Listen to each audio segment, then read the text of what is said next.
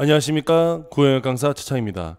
자, 오늘부터 수능 완성 문학 전지문 해설 강의 한번 시작해 보도록 하겠습니다. 원래는 이제 진작에 제가 이제 영상을 만들어서 올려드렸어야 되는데 그냥 쉬었어요. 아니, 일단 쉬었다기보다는 지금 이제 제가 하고 있는 현장 강의들이 있습니다. 그래서 현장 강의들이 있어서 그 현장 강의 준비하고, 또 이제 여름방학이니까 이제 파이널 기간이잖아요. 그래서 그것도 좀 준비도 좀 하고, 그 다음에 이제 하고 있는 전체적인 어떤 수업 관련해서 뭐 이렇게 이런저런 설명이라든가 뭐 이런 것들 하다 보니까 시간이 그렇게 많지가 않았어요. 그리고 또 이제 아무래도 1학기 내내 달리다 보니까 한두 주 쉬자는 게 어쩌다 보니까 지금 이렇게 7월 말까지 왔네요. 그래서 마음이 너무 급해졌습니다. 제가 9월 평가원 전까지 여기 있는 문학지문들을 모두 설명을 해드려야 되는데, 하다 보니까 이렇게 차일피일 미루게 돼서, 하여튼 요 영상 기다렸던 친구들 너무 죄송하다는 말씀 먼저 드리고요. 최대한 빠르게 또 영상 올려서 매일매일 여러분들이 이게 수능 완성 지문들 좀 정리할 수 있게 그렇게 영상 한번 준비해 보도록 하겠습니다. 지금 일단은 이제 그 출연 특강 하면서 나왔던 이야기들 중에 문제를 너무 답만 확인한다. 근데 이제 아무래도 시간상 제약, 이제 아무래도 30분이 좀 넘어가면 이제 친구들이 좀 보기가 좀 불편하고, 그래서 이제 제가 문제를 다 풀어드리지 않았던 건데, 이번 지금 수능 완성부터는 조금 디테일하게 문제를 좀 풀어드릴까도 생각하고 있어요. 그래서 너무 쉬운 문제, 너무 당연히 이게 답인 문제들은 좀 그냥 넘어가겠지만, 예를 들어 표현상 특징이라든가 이런 것들은 좀 여러분이 답의 기준을 알고 있으면 좀 도움이 될 것 같아서, 그래서 그런 문제들은 좀 자세하게 설명을 해드리도록 하겠습니다. 그러면 아무래도 영상의 시간이 좀 길어지겠죠? 예, 그런 부분은 좀 이해해 주시고요. 또 열심히 한번 해보도록 하겠습니다. 자, 오늘은 첫 지문으로 수능 완성 첫 지문, 수능 완성 유형편 46페이지 문학 첫 지문입니다. 유형연습 1번에 있는 현대시 두 편 한번 해볼 건데, 일단은 지금 작품이 뭐가 나왔냐면, 지금 보신 바와 같이 모더니즘 시라고 해서 지금 이렇게 설명이 쭉 나오는데요. 지금 아시다시피 이제 이런 설명이 나오는 형태의 지문은 이제 한 2, 3년 전까지 나오다가 지금은 나오지 않습니다. 그래서 이제 사실은 여기는 이 지문 그렇게까지 이제 나중에 문제 풀어보시면 알겠지만, 문제를 푸는데도 뭐 어마어마하게 중요한 어떤 포인트가 있느냐? 그렇지는 않아요. 그래서 여기는 이 지문은 그냥 읽지 않고 그냥 넘어가도록 하겠습니다. 한번 읽어보세요. 뭐 문제 푸실 때 한번 읽어보시면 좋겠고요. 저는 지금 바로 지나가서 나에 있는 김기림의 금붕어부터 읽고, 그 다음에 뒤에 있는 문제도 같이 한번 풀어보도록 할게요. 자, 그러면 나 지문의 김기림의 금붕어 한번 보도록 하겠습니다. 김기림의 금붕어라는 이 작품은 지금까지 한 번도 수능과 모의평가에 나온 적은 없어요. 다만 아마 제가 수능 특강에 이제 바다와 나비가 실려 있을 때 그런 말씀 드렸을 겁니다. 모두 4번 나왔거든요. 김기림이란 작가가 2004학년도 9월에 길이라는 수필, 그 다음에 2019학년도 6월 평가원에 주을 온천행, 주을 온천행이라는 수필, 이게 둘 다 수필 작품입니다. 요렇게 2번 나왔고요. 그 다음에 2006학년도에 6월 바다와 나비, 지금 요 바다와 나비가 현재 지금 그 수능 특강에 실려 있는 작품이죠. 수능 특강에 실려 있는 작품. 그 다음에 2022학년도 작년 6월에 김기림의 연륜이라는 시가 나왔다. 그래서 그때도 제가 말씀드렸어요. 이제 작년 6월에 나왔기 때문에 아무래도 올해 김기림 작품은 좀 나오기가 쉽지 않다. 그러니까 쉽지 않다. 왜냐하면 이게 이제 나왔던 작가를 계속 반복해서 사용할 수가 없기 때문에, 아마도 이제 보통 한 3, 4년 정도 터울을 가지고 이제 출제된다고 보면 올해는 좀 김기림의 금붕어라는 작품은 좀 나오기 힘들 수 있습니다. 하지만 아무도 모르는 일이잖아요. 그죠? 예, 어떻게 될지 모르니까. 그래서 내용 정리를 좀 잘 해놓으시기 바랍니다. 자, 그럼 나의 김기림의 금붕어 가보도록 하겠습니다.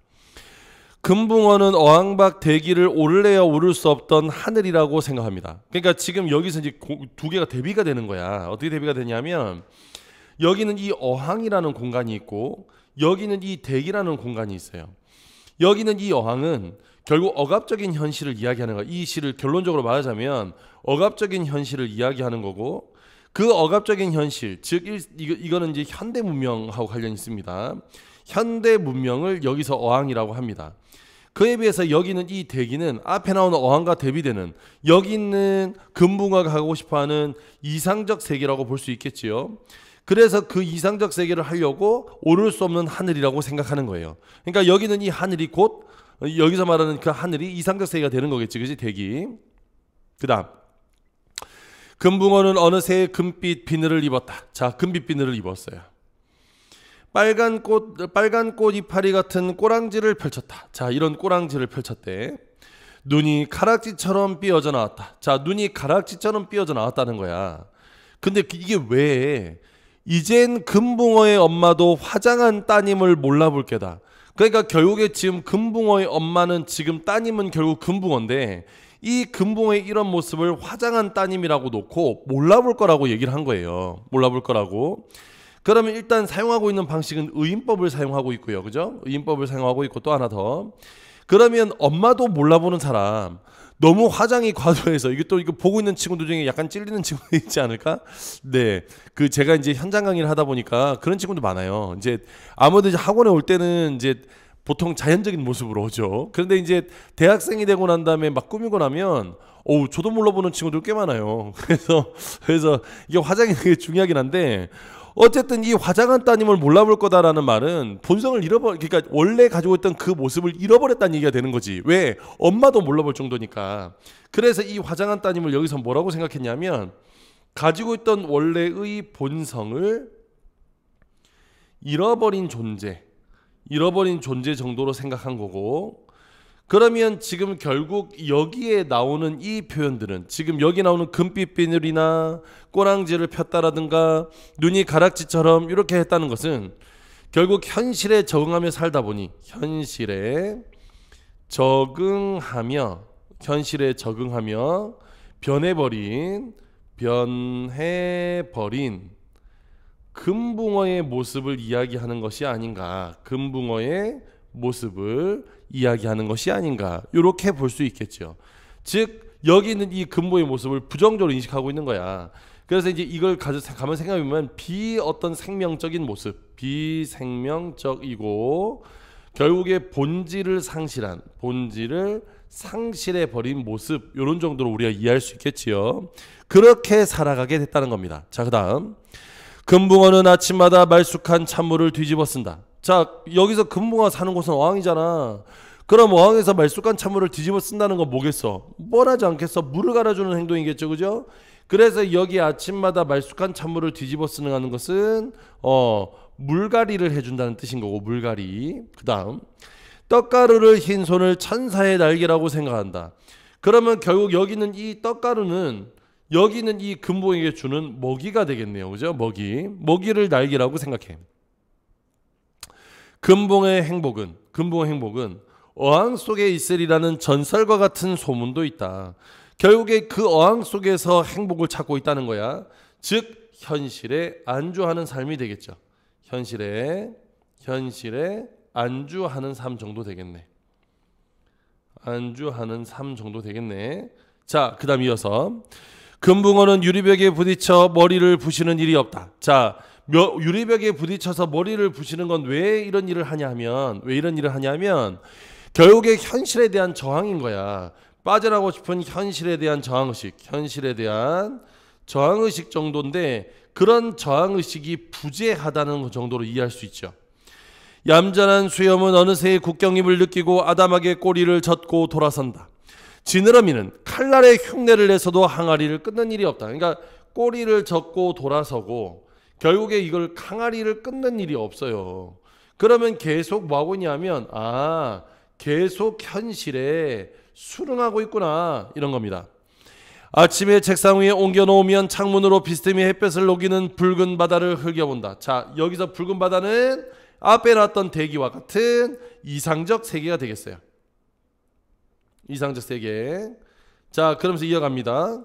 꿈이라고 가르쳐진 그 바다는 넓기도 하다 생각한다. 결국 그 바다가 넓다고 생각한대요. 그러면 여기서 그 바다가 넓은 것은 자연스럽게 어항과 대비가 되겠죠, 그죠? 자, 다시 한 번 더. 그 바다가 넓기도 하다는 것은 결국 어항과 대비되는 거야. 그러면 여기는 이 바다는 자유와 넓음이라는 속성을 가지고 있는 거예요. 이해가 됐죠? 그런데 그걸 이렇게 흘겨본다고 표현한 것은 소극적인 태도인 거야. 금붕어의 소극적인 태도를 보여줘. 자, 그러면서 마지막 금붕어는 아롱진 거리를 지나 어항박 대기를 건너서 진화의 한류를 끊고 헤엄쳐 가고 싶다. 자, 진화의 한류를 끊고 헤엄쳐 가고 싶대. 자, 헤엄쳐 가고 싶어. 쓴 매개를 와락와락 삼키고 싶어. 자, 매개를 삼키고 싶대. 옥토빛 해초의 살림 속에 검푸는 비늘을 입고 상어에게 쫓겨댕겨 보고도 싶대. 뭐 굳이 이렇게까지 살 필요가 있을까? 어쨌든 이렇게 살고 싶다, 이렇게 살고 싶다, 이렇게 살고 싶다는 것은 결국 바닷속 삶을 이야기하는 거네. 바닷속 삶을 이야기하는 거네요. 그래서 바닷속 삶을 소망하고 있는 거야. 이게 이제 얘가 말하는 이상적인 삶이에요. 자, 여기서 이제 두 가지 봐야 됩니다. 먼저 진화에는 이상적 세계를 의미하죠. 됐죠? 이상적 세계를 의미하고요. 그 다음에 또 하나 더. 여기는 이 검푸른 비늘은 앞에 1년에 나왔던 금빛 비늘 기억나? 여기는 이 금빛 비늘과 요렇게 대비가 되는 거야. 즉 다시 말하면 원래 금붕어의 본질, 원래 금붕어의 정체성에 해당하는 거예요. 그래서 그 정체성을 회복하고 싶다는 내용이 되겠습니다. 금붕어는 그러나 작은 입으로 하늘보다도 더 큰 꿈을 오므려 죽여버려야 한다. 자, 결국 작은 입으로 하늘보다 더 큰 꿈을 오므려 죽여버려야 한대. 그 말은 이렇게 꿈을 꾸면 되는데 결국에 꿈을 포기한다는 뜻이죠. 꿈을 포기하는 거예요. 즉 이것은 그만큼 현실에 순응하고 있는 자세, 매우 나약한 모습을 이야기하는 겁니다. 나약한 모습을 이야기하는 것이다. 자, 그래서 배설물의 침전처럼 어항 밑에는 금붕어의 연령만 쌓여간다. 그러니까 배설물의 침전을 뭐에다 비유했냐면 금붕어의 연령에다가 이렇게 비유를 한 거야. 그러면 이렇게 비유한 것은 그만큼 이 삶이 매우 무의미한 삶이라는 걸 강조하고 있습니다. 금붕어는 오를래야 오를 수 없는 하늘보다도 더 먼 바다를 자꾸만 돌아가야 할 고향이라 생각한다. 그럼 이 말은 결국 그렇게 삶에도 불구하고 이상적인 삶을 계속 생각한다는 뜻이에요. 하지만 여기서 중요한 거 절대 지향, 추구, 더 나아가서 의지 이런 건 쉽지 않다. 이해되죠? 이렇게 하면 좀 오해하지 않을까? 다시 지향은 하되 그렇지 의지라고 합시다. 알겠죠? 의지가 없다고 하는 게 좀 더 맞겠네. 의지는 없다. 이렇게 이해하시면 되겠습니다. 다 됐습니까? 자, 그럼 이 작품 좀 정리하겠습니다. 그러면 결국 이 작품은 금붕어의 삶을 통해서 이 상을 동경하지만 하지만 현실에 안주하며 살아가는 삶을 보여줍니다. 그러므로 여기 나오는 이 금붕어는 누가 되냐면 결국 현대인의 삶을 혹은 더 나아가서 그 속에 살아가는 소시민의 삶의 모습을 보여주는다. 이렇게 이해하시면 되겠습니다. 됐죠? 자, 그 다음 두 번째 표현상의 특징이요. 첫 번째는 지금 여기 있는 이 시는 빈번한 행간 걸침을 하고 있어요. 빈번한 행간 걸침을 하고 있다. 여기서 이제 행간 걸침이란 건 뭐냐면 그 한 문장이 한 연에 쓰여지는 게 아니라 인위적으로 뭐 한다고 한 문장을 행을 구분해 놓은 거야. 그러니까 예를 들면 이런 겁니다. 자, 가볼게요. 처음에 시작할 때 금붕어는 어항박 대기를 올래야 오를 수 없는 하늘이라 생각한다까지는 오케이. 근데 그 뒤에 금붕어는 어느새 금빛 하늘을 입었다. 오케이. 빨간 옷이파리 같은 꼬랑지를 폈다. 지금 요 문장의 경우에 요렇게 문장을 두 개를 분리시켜 놨다고. 이런 걸 뭐라 한다고? 이런 걸 행간 걸침이라고 한다고요. 그래서 여기에는 행간 걸침이 들어가 있습니다. 행간 걸침이.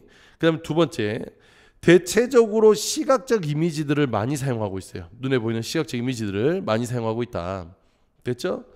이런 것도 참고로 기억하시기 바랍니다. 자, 그러면 1번 문제부터 한번 풀어보겠습니다. 여기서 나와 관련된 것부터 먼저 지워가는 거예요. 나와 관련된 것부터. 자, 1번.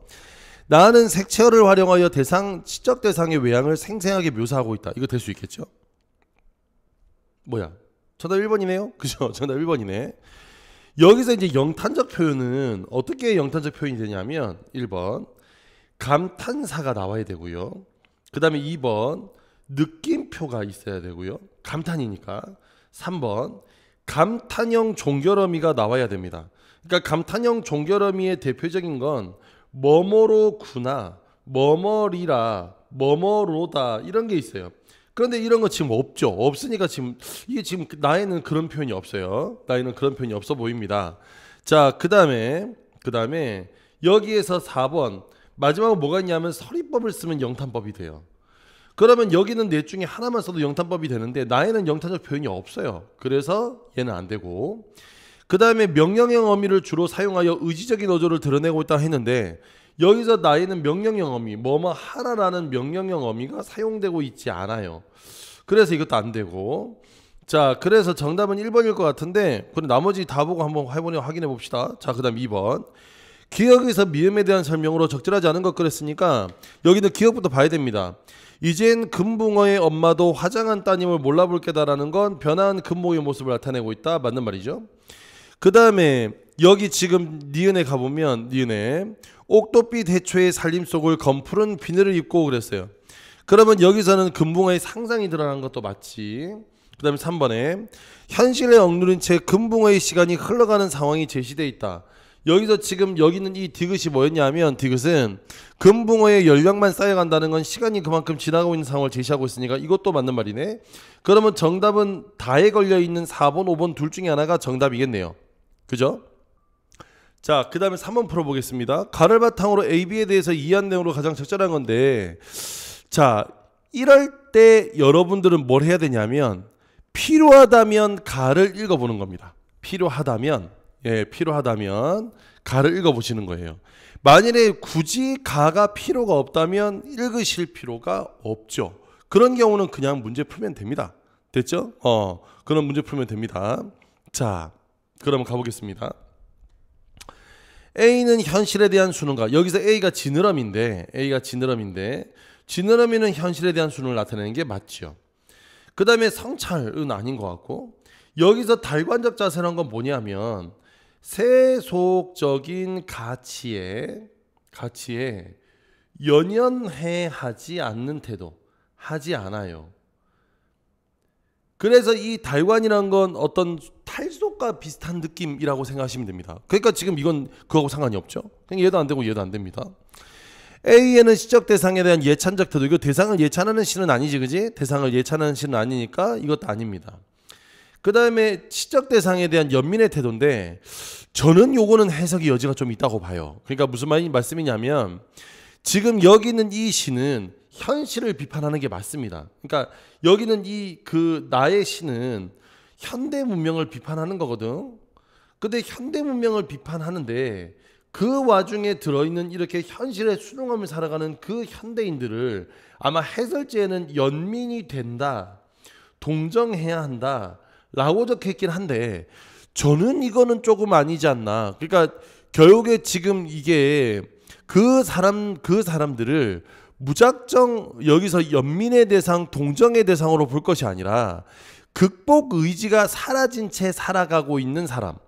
그러니까 소시민의 삶이니까 이들도 반성이 필요하고 비판이 필요하지 않나라는 생각을 해요. 하지만 일단 여기에서 해설은 연민의 태도라고 했으니까 그래 뭐 그냥 세모 한번 쳐봅시다. 알겠죠? 어차피 뒤에 있는 B 때문에 틀리긴 한데 저는 좀 생각이 다르다 이 말입니다. 그러니까 여기는 이 시에 나오는 이 금붕어가 예를 들어 열심히 현실을 벗어나고 싶은데 그렇게 노력하는데 현실이 가로막는 거라면 당연히 여기는 이 금붕어는 연민의 대상이 되겠지만 지금 특별하게 금붕어는 그 현실을 극복하기 위한 노력을 하고 있지는 않다는 점에서 보면 저는 이들도 마냥 동정과 연민의 대상은 될 수 없다. 이게 지금 제 생각이거든요. 그래서 요거는 그냥 세모 쳐두고 갈게요. 어차피 뒤에 있는 B에서 판가름 날 테니까요. 됐죠? 예. 그 다음에 4번 나의 금붕어는 인간이 아닌 대상으로 특정 대상에 해당하는 거 맞죠? 어항과 유리병은 현대무의 부정적인 태도를 보인 것도 맞습니다. 여기서 흰 소는 이상적인 상황을 의미하는 게 아니죠. 왜냐하면 여기는 흰 소는 먹이였거든요. 즉 현실에 안주하게 하는 것이기 때문에 이상적인 삶과는 관련이 없습니다. 정답은 3번일 것 같은데 금붕어는 큰 꿈을 죽여버려야 한다는 것에서 소극적인 태도를 보여서 포갑성을 드러내고 있다. 그렇지. 그래서 결국 그렇게 살아가고 있는 거잖아. 그 다음에 시적 화자는 자신이 경험한 현실 대신 다른 대상의 상황을 관찰해서 이렇게 시적 상황을 드러내고 있는 것도 맞죠. 그래서 나의 설명을 보더라도 정답은 3번이 돼야 됩니다. 자, 이렇게 놓고 보면 문제가 몇 번 남았지? 예, 이게 지금 요거 약간 애매한데 정답 1번일 것 같은데 어쨌든 이러고 나면 대충 지금 답이 안 골라진 게 한 2번 문제 정도 되고요. 3번도 조금 애매하니까 뭐 요 정도 남았게 되겠네요. 자, 이럴 때 우리는 나에 있는 김규동의 나비와 강장을 읽고 문제 푸시면 될 것 같아요.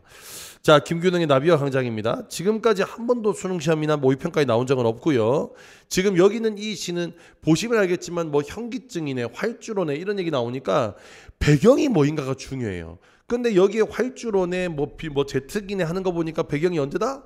아무래도 한국 전쟁을 배경으로 하고 있다 하는 거 정도는 우리가 알 수 있지 않을까? 자, 그럼 가볼게. 현기증 나는 활주로에, 여기서 현기증 나는 활주로는 결국 전쟁의 상황입니다. 기계 문명을 상징하고요. 최후의 절정에서 흰 나비는, 자, 여기서 흰 나비가 나왔어. 여기서 흰 나비는 여기에 살아가는 연약한 존재 정도가 되는 거예요. 연약한 존재.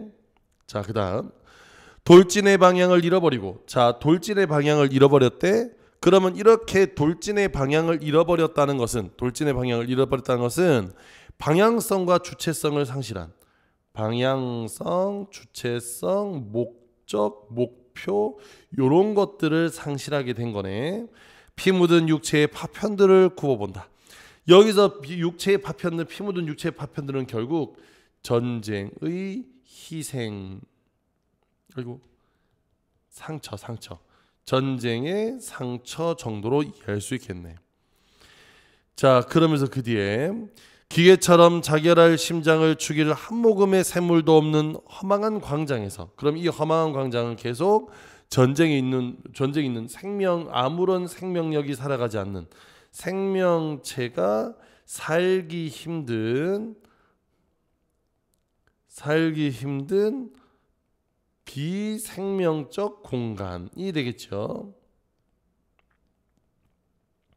어린 나비의 안막을 차단하는 건 투명한 강선의 바다뿐이었기에, 그러면 여기 있는 이 나비의 안막을 차단하는 것은, 안막이라는 건 눈에 보이는 걸 차단했죠, 그죠? 그 차단한 건 바다뿐이었대. 그러면 여기에 허망한 강장이나 바다는 모두 그런 거예요. 이해됐지? 연결이 되는 거지, 연결이. 진공의 해안에서 과묵한 묘지 사이 춤가쁜 제트기의 백성과 이동하는 계절 속에, 자, 여기서 과묵한 묘지라는 것은 결국 죽음을 상징하는 거고, 여기에는 이 제트기라는 것은 다시 또 전쟁을 상징하는 거겠지. 뭐 기계 문명까지. 불길처럼 일어나는 인광의 조수에 밀려 흰나비는 말없이 이지러진 날개를 파닥거린다. 그러면 지금 여기에서 이렇게 이지러진 날개를 파닥거리는 것은, 날지 못하고 하게 될 결국 현대 문명의 폭력성에 의해 상처 입은 현대인의 모습을 보여준다는 게 맞겠죠. 하얀 미래의 어느 지점에 아름다운 영토는 기다리고 있는 것인가? 푸르른 활주로에, 이게 푸르른 활주로 다 좋은가 이거? 화려한 희망은 피고 있는 것일까? 그럼 이건 뭐? 이상향이 되겠네. 신도 기적도 없이 승천하여 버린 오랜 유역. 자, 그럼 여기는 이 오랜 유역이란 것은 결국 아무것도 없는 거니까 절망적인 현실을 상징하겠네요. 그 어느 마지막 종점을 향하여 흰나비는 또 한 번 스스로의 신화와 대결하여 본다. 그래서 이 시는 마지막에 극복 의지가 들어가 있습니다. 자, 여기는 이 시는 자, 내용 정리하면 이렇게 돼요. 흰 나비와 여기 있는 이 광장을 서로 대비시켜 놨어요. 얘는 연약한 존재였지만